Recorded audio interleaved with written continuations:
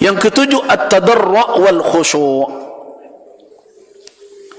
merendahkan diri dan penuh dengan kekhusyukan. Ini adab yang ketujuh. Ala da'i ayatadarra'a ila Allah subhanahu bidu'a fi du'aih ba'ayyudhilla wa yakhda'a, merendahkan dirinya, menghinakan dirinya dan menunjukkan kebutuhannya. Tidak perlu lu disabui segala dan awak kerajuan tampak bentuklah sempurna. Na niko lah muka ko, ya Allah iko na nalun lay tolong na niko. Jangan begitu. Kan kecenderungan doa-doa hari ini begitu. Kami telah datang ya Allah dihadiri oleh bapa itu di ruang itu, di gedung iko, di hotel iko, bersabui lu begitu. Jadi bantuannya lah do nawak kako iko dan kurang untuk engkau oleh ya Allah iko tolong dia kami na niko. Bantu berbagi kerajo. Nah, tadhallulan, tunjukkan iftiqaran, tunjukkan betapa butuhnya kita, betapa lemahnya kita. Ada kalau kita baca petunjuk ahli tasawuf tentang kapan Allah subhanahu wa ta'ala memberikan, mengulurkan ijabah pertolongannya kepada hamba. Idza ya'isal abdu min aunil khalqi fa ina idzin yamuddul khaliq bi'aunihi. Kalaulah putus asa makhluk seorang hamba dari mengharapkan pertolongan makhluk, ketika itulah Khalik mengulurkan bantuan. Artinya apa? Di saat manusia tidak bisa lagi, tidak punya harapan lagi, sering coba perhatikan doa-doa kita. Di saat tidak ada lagi, kamako kami minta tolong, tidak ada lain yang bisa diharapkan. Ketika itu berlinang air mata, bermohon. Nah, pada waktu itu Allah tunjukkan kebesaran. Kenapa? Karena pada waktu itulah pengharapan hamba kepada Khalik sempurna.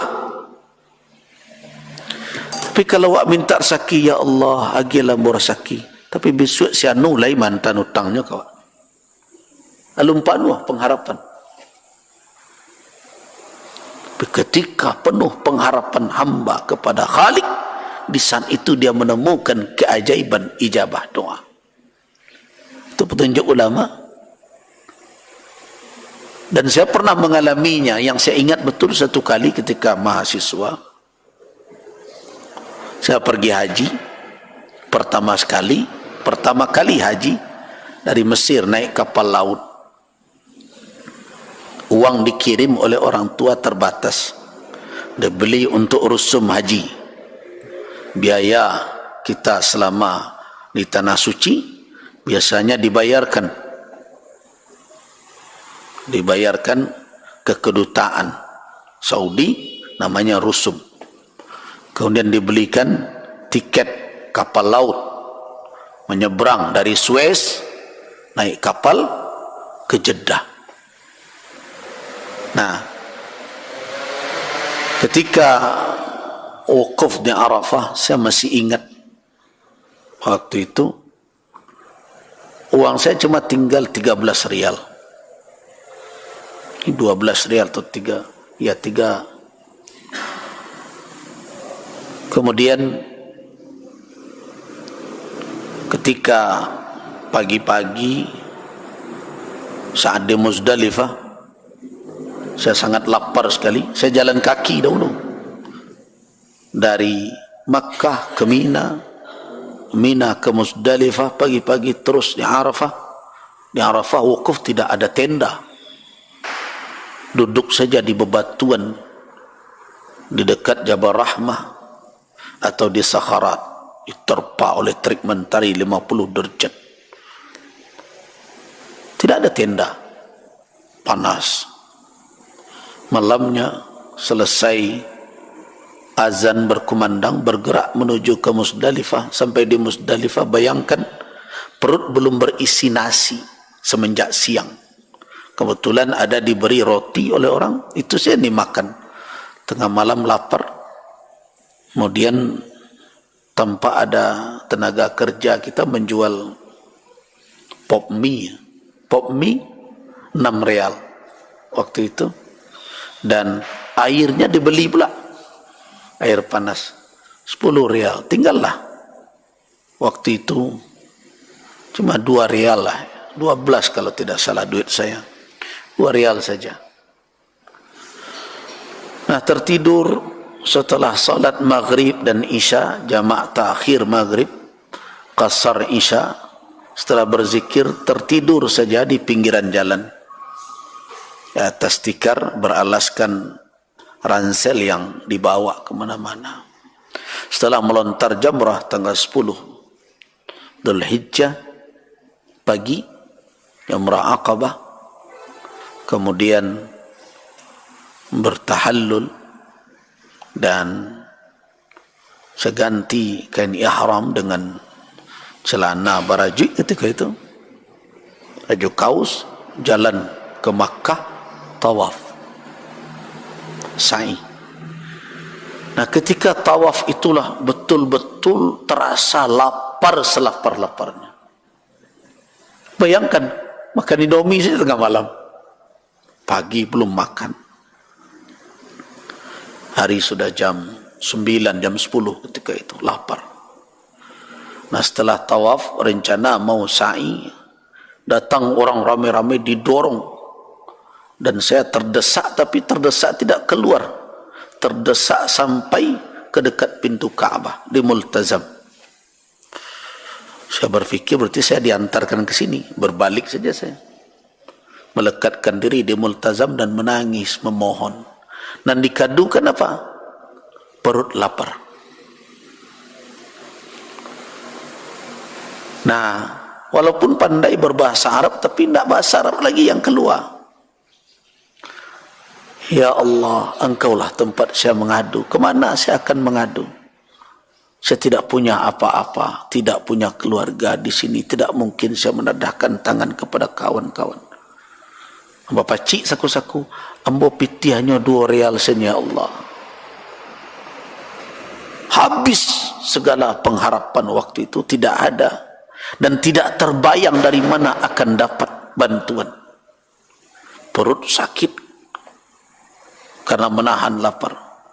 Selesai berdoa sudah basah, baju kaos karena air mata. Akhirnya diseret juga langkah keluar sampai ke Bukit Safa dan sa'i lambat-lambat. Anehnya, setelah selesai sa'i, ada teman saya, orang Sanembaka. Dia berkata, Rizal, kau ada piti utang ambo mau bayi. Dia bayar $50, $50 kira-kira 200 real ketika itu, 100 kali lipat. Dan sampai hari ini saya tidak ingat bahwa saya pernah memberikan piutang kepadanya, tidak pernah. Saya tolak waktu itu, saya tidak pernah mempiutangkan uang. Kauda gitu, dia lebih senior dari saya. Tak ada utang, udah ada utang jangan bodoh. Iyo, karena banalah. Bilo, ambo ndak punya recehan dolar, kok bisa berutang? Katanya iyo. Kata ambo ndak ada punya piutang jodoh. Kok piti apa? Akhirnya kami berdamai saja, kini begini sajalah katanya. Ambil peti 50, aku nak lepel hati dan terserah lah tibonya lah nanti. Dan jalan ampang, ambil peti 50 hati dan tenang. Dan terserah kok ketibu ada utang dan mai utang, dan kok tidak terserah kok hadiah kok apa sudah. Bayangkan. Nah, jadi betul-betul ketika kita dalam kondisi terdesak, tidak ada lagi pengharapan kepada makhluk, pada titik nadir itu Allah Subhanahu wa taala menunjukkan kebesarannya. Karena itu kalau meminta, wahai kaum muslimin, jangan merasa bahwa yang kita minta itu kita bisa melakukannya tanpa Allah.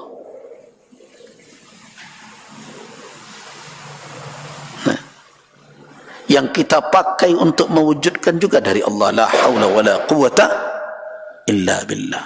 Nah, karena itu penuhlah dengan tadarru', dengan rasa rendah diri, hina, dengan rasa kelemahan yang memuncak. Rasa seperti itulah yang dibawa di dalam berdoa. Perhatikan firman Allah dalam surat Al-An'am, فَأَخَذْنَاهُمْ بِالْبَأْسَاءِ وَالضَّرَّاءِ لَعَلَّهُمْ يَتَضَرَّعُونَ. Kami hukum mereka, kami tegur mereka dengan kesusahan dan kemudaratan, sehingga mereka tidak punya lagi peluang untuk lolos. Ketika itu mereka yatadarra'un, menundukkan diri. Ingat kisah Ka'ab bin Malik Al-Ansari, bagaimana ia merasa bumi yang lapang ini terasa sempit, sesak dadanya karena mengharapkan ampunan dari Allah. Kekeliruannya karena tidak memenuhi perintah Nabi untuk berjihad. Telah diakuinya, memang saya tidak punya alasan ya Rasulullah, tapi kata Rasul, kita tunggu keputusan Allah sampai titik nadir.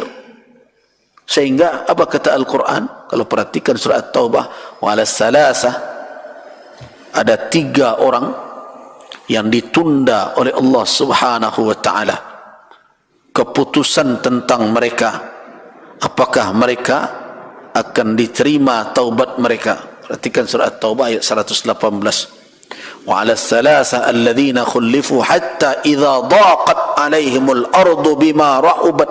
Lihat perasaan mereka, sempit bumi yang lapang terasa oleh mereka. Wa daqat alaihim anfusuhum, dan sesak nafas mereka, sesak dada mereka jadinya. Wa dhannu, dan mereka berkeyakinan bahwa tidak ada lagi malja, tempat berlindung, tempat kembali minallah, berlindung dari azab Allah, dari amarah Allah, illa ilaihi, melainkan kembali kepadanya. Nah, pada titik nadir seperti itu, Allah subhanahu wa ta'ala memberikan jawaban atas pertaubatan mereka. Ini 3 orang, Ka'ab bin Malik Al-Ansari, Murarah, dan Hilal bin Umayyah.